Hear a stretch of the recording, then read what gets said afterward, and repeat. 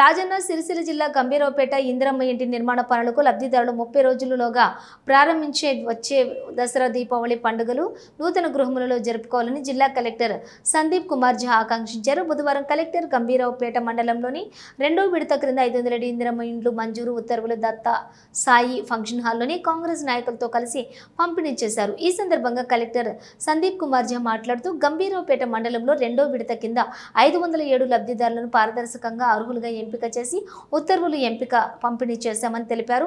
ఇందిరమ్మ ఇంటి లబ్ధిదారులకు 4 దశల్లోని 5 లక్షల రూపాయలు ఆర్థిక సాయం అందుతుందని, 400 చదరపు అడుగుల నుంచి 600 చదరపు అడుగుల లోపు ఇంటి నిర్మాణం జరిగితే 4 దశల్లో గ్రీన్ ఛానల్ ద్వారా ఆర్థిక సహాయం అందుతుందని వెల్లడించారు. బేస్మెంట్ నిర్మాణం పూర్తయిన తర్వాత 1 లక్ష రూపాయల గోడలు నిర్మిస్తే 1 లక్ష రూపాయలు, స్లాబ్ నిర్మించిన తర్వాత 2 లక్షల రూపాయలు, ఇంటి నిర్మాణం పూర్తయిన తర్వాత మరో 1 లక్ష రూపాయలు నేరుగా లబ్ధిదారుల బ్యాంకు ఖాతాలో జమ అవుతాయని కలెక్టర్ తెలిపారు.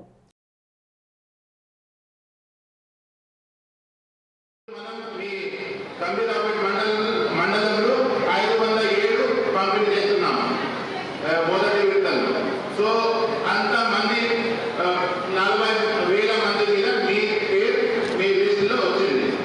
దీనికోసం మా ఇందిరమ్మ కమిటీ వాళ్ళకి ప్రత్యేక ధన్యవాదాలు. దీంతో పాటు మా పంచాయత్ సెక్రటరీ మరి మా స్పెషల్ ఆఫీసర్ హౌసింగ్ డిపార్ట్మెంట్కి కూడా ప్రత్యేక ధన్యవాదాలు.